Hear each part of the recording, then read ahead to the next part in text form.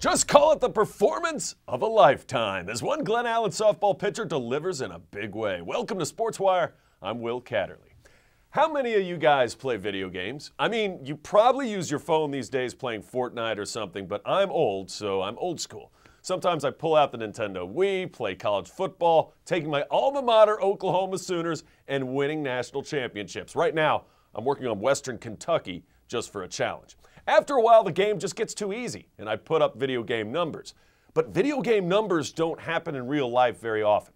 Unless you're Glen Allen Jaguar, Emerson Aiken. The star pitcher was unstoppable against Prince George, the defending state champions, who beat up on Glen Allen just 1 year ago. And make no mistake, Emerson Aiken was dealing early and often. First batter, first inning, strike him out, sit him down. Swing and a miss, strike three. She was pounding the strike zone all night long. All night.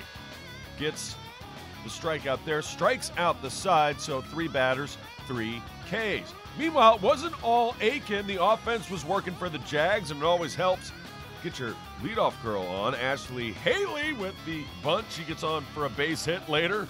Same inning. Runners aboard. That doggle hunt. It's a base hit and an RBI as Haley comes around to score 1-0 Jaguars after 1 inning of play. We go to the second. More Aiken. Again, pounding the strike zone. Strike 3, swinging that one, looking. She had everything working. Really didn't have to go through that many different types of pitches to get the batters out. Just pound the strike zone. More Ashley Haley on the offensive side. 3rd inning we go.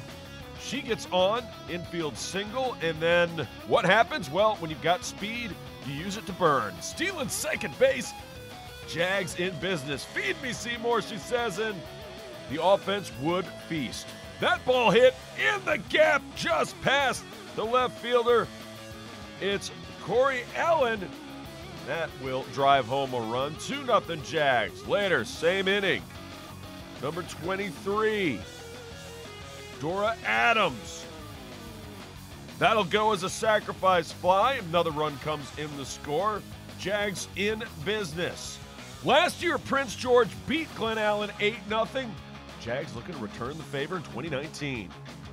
That'll go as a sacrifice and a run batted in. 4-0 at that point, and then that doggle hunt. 1 run scores. It's now 5-zip. Glen Allen as the bats were awakened, and they put a crooked number up in the third, a 4 spot, so 5-0.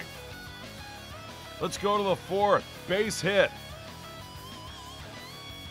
for Hannah Crabtree. Then Carmen Betts. All bets are off. Run scores on the base hit. And Betts, alert base running. She gets all the way to second on what would have been a single. Later, manufacturing runs. That goes as an RBI ground out as number 15 comes around to score in Corey Allen. Another sacrifice to first. That drives home Carmen Betts. And all of a sudden, it's an 8-0 lead through 4. But the story of the night was Emerson Aiken. Strikeout right there. She faced almost the minimum.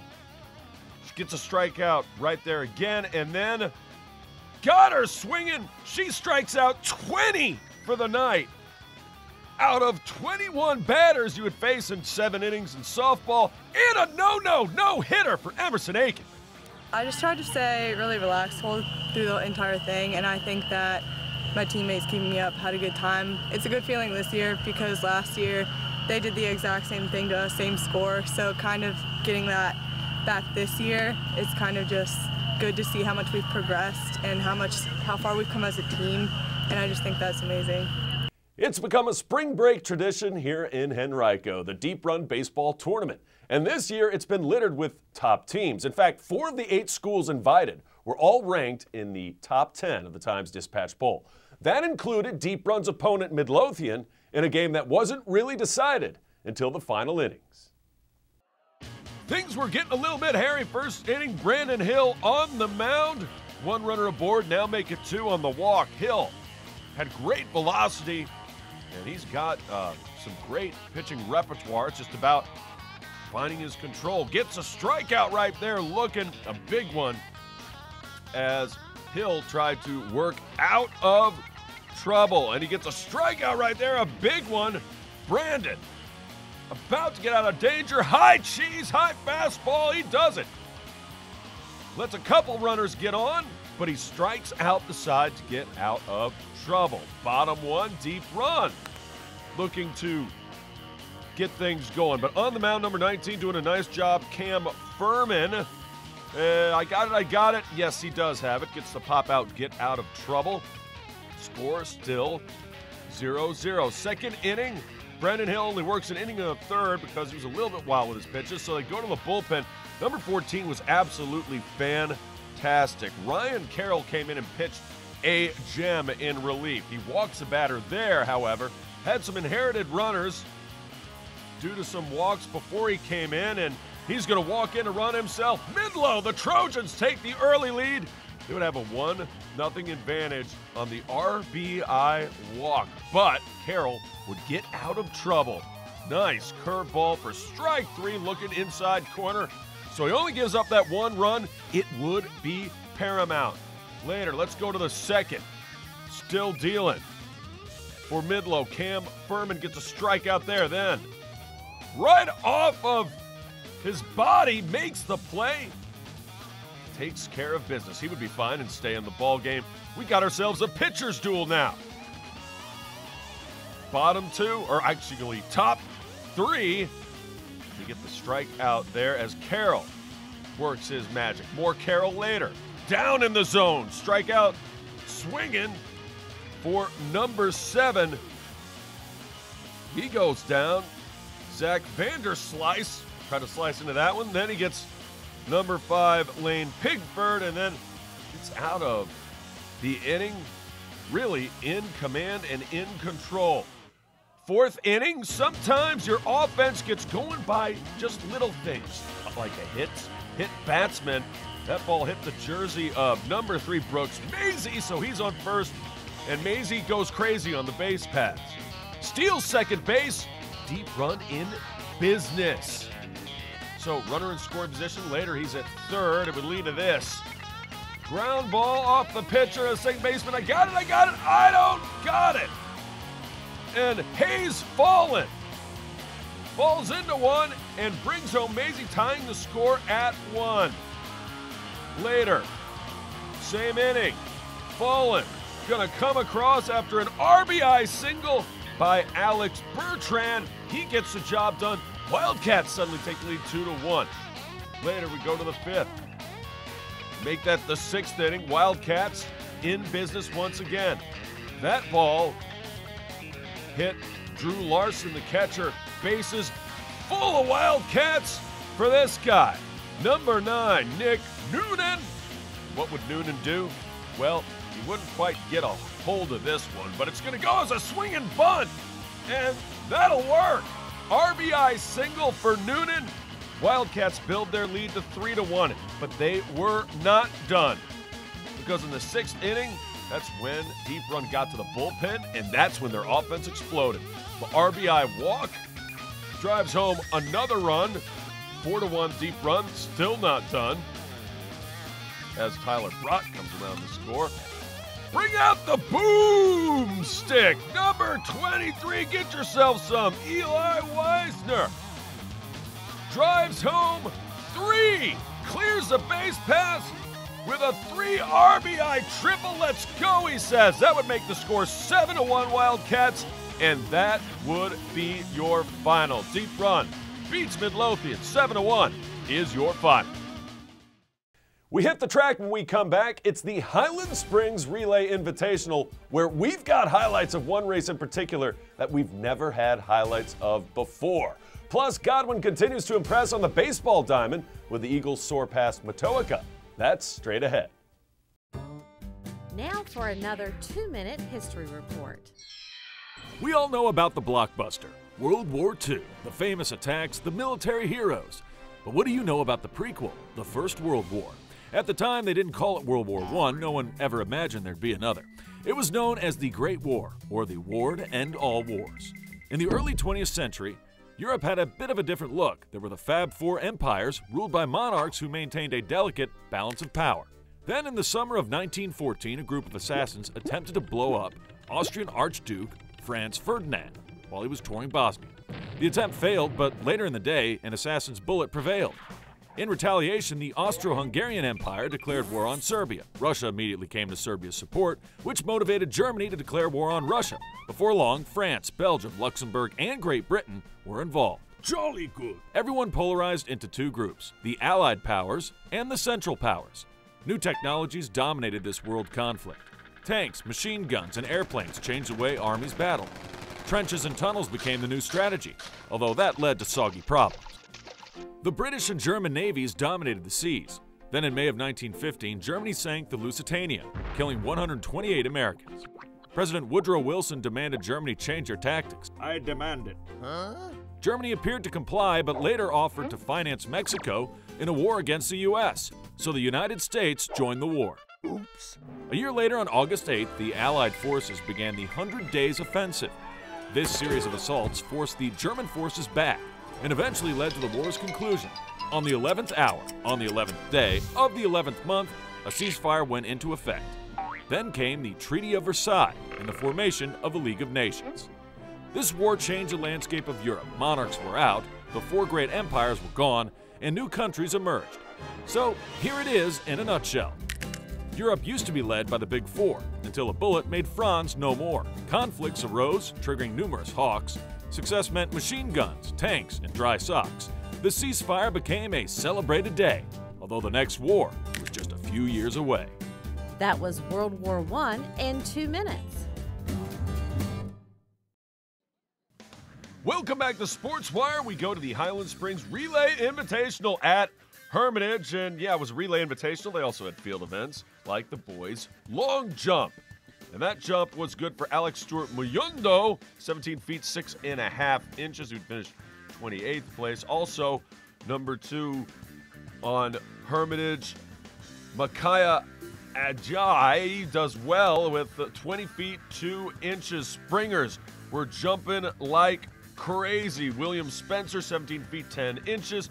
And this guy really had it going on with Keandre Midget, 21 feet 5.75 inches. That's good for 3rd place overall. Okay, now for an event you have never seen. Well, at least I have not seen it. It is the 4x100 girls shuttle relays. Hurdle relays, to be sure. So on each side of 110 meters, you have a different teammate running one way, and then the other one runs the other way. Once you pass the tape, the other runner can start and finish the relay. And Highland Springs did really well in this. They win 1st place. Churchland finishes in 2nd. Guys were involved as well, and this was absolutely crazy because, you know, the hurdles are going everywhere. Highland Springs is stumbling everywhere. And in spite of a couple of falls and a couple of hit hurdles and a couple of stumbles, Highland Springs took over. You're seeing the 3rd leg right here, and then the final leg absolutely dominant by Highland Springs. They're going to take down Fakir in this one, as well as a host of other teams.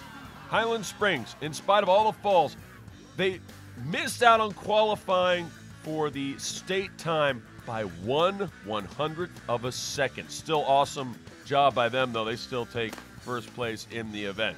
All right, more conventional. We have seen this 4x800 meter relay. Highland Springs doing well and in 1st place. Fakir, though, had one heck of a team. They were dominant in this event. They're going to take 1st place overall. Dinwiddie with a 2nd place finish. Highland Springs solid, though. They're going to take 3rd place overall with a time of 9 minutes, 0.34 seconds. So solid outing by Highland Springs. Solid overall meet for the Springers. And with that, we go up tempo. Both Highland Springs and Varina had great results in the Highland Springs Relay Invitational. The Springers and Blue Devils finished first and second respectively in the 4x800 meter sprint medley. Varina also took the top spot in the 1,000 meter sprint medley relay. Springers Jaden Jones and Robert Miles were first and second in the 1,600 meter race walk. Yes, that is a real event. And the Lady Springers took first in the 1,000 meter sprint medley as well. Sticking with Highland Springs, the Springer guys soccer team got their first win of the season, taking down Armstrong 8-0. 6 different Springers scored in the victory, including Alexander, who had a hat trick. We stay with boys soccer as Godwin remained unbeaten after a 5-0 win over Glen. The Eagles scored all 5 goals in the second half, including 2 by Jin Kim. To baseball now, where Tucker improved their record with a 10-0 win over Maggie Walker. The Tigers put up a 6th spot in the first inning and never looked back. Trailer Duval pitched 5 scoreless innings for the Tigers. And congratulations to former Godwin pitcher Reed Garrett. Garrett recently made his Major League Baseball debut, pitching a scoreless 8th inning for the Detroit Tigers, including his first career strikeout in the majors. Garrett has spent 5 seasons in the minor leagues and is now the second Godwin Eagle to make the big leagues. Eric Fornatero pitched for the St. Louis Cardinals back in 2014. Well, both Reed Garrett and Fornatero would have been proud of their Godwin Eagles on this night, taking on Matoaca. And on the mound, Sam Landis was dealing. Got the strikeout you just saw right there. And then down in the zone once again, gets number 14, Carson Booth, to strike out. And then swing and a miss, strike 3, gets the side. Out is Chase Garrett. Well, Chase is one. And advantage Sam Landis. Later on, more Landis. This time, in a little bit of trouble, Matoaca gets the bats going. Runners at first and second. So, Warriors looking to strike first. But great pitch right there to get the strikeout swinging by Bryce Thacker. And Landis gets out of trouble. On the other side, on the mound, it's number 5, Troy Whitaker. Godwin had some opportunities early. Mark Bousson gets the walk. Bases are now full of Eagles. It's a gaggle of Eagles, but they get the strikeout right there. Ryan Blumberg goes down, and Whitaker, that ball is hit on the ground, but they get out of trouble. Does Matoaca, recording the out. Eagles leave them loaded. So back to Landis on the mound. He had no problems carving up this lineup. Gets a strikeout. Marcus Dreher goes down, and then finally the Eagles look like they're going to get something going. That's a base hit to left off the bat of Bryce Safarwich. And then the ball gets away from the catcher, and check out the play at home. He is out at the plate. Rand Beals is thrown out at home. Eagles would not score. He was tagged up on the upper thigh, though. Looked like he might have been safe. But spoiler alert, Eagles aren't going to miss that run much because Landis was still striking him out and sitting him down, and he does just that to Matoaca. Finally, Godwin would get things going with a huge inning in the 4th. That dog will hunt. It's a RBI, and sliding in safe to score is Noah Cordwell, who does well to put Godwin up 1-0. And the catcher going to be pinch run for was Matthew Richmond, delivering on that one. Same inning, same result. That's a base hit to right by Blumberg. 1 run scores. Here comes another. Number 25 crosses home. And the Eagles played a couple with an RBI single, same inning, and this is when things get crazy. The ball thrown to first, trying to check the runner and throw him out of first. That's goes as an error. The ball gets past first. How many times do we see that? Run comes across the score, and then, one mistake can lead to another. 1 run scores. Here comes another. Eagles have landed as the bunt and the errant throw works. Then that throw to third, that's going to get away. Runner's going to come home to score in the form of Noah Behringer. Eagles put 8 runs together as they get to the bullpen in 1 inning of play, and that is almost a gapper. It's going to work as a big-time blast. They brought out the bats and were squaring up the baseball. This team is really good, loaded with seniors. We're still in the same inning now. This time, Matthew Richmond again. That finds a hole in the defense to left. 8 runs, 1 inning. They win it 8-0. Your final.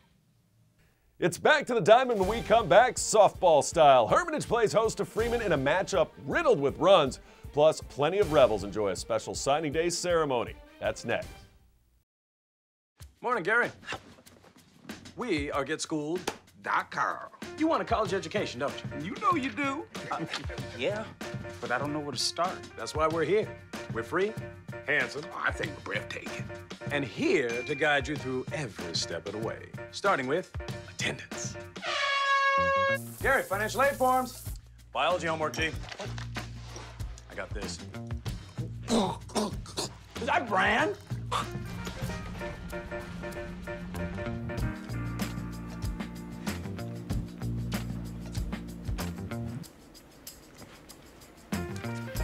Colleges love extracurricular activities. Chess really isn't my thing. I got this. Doesn't matter. Go ahead.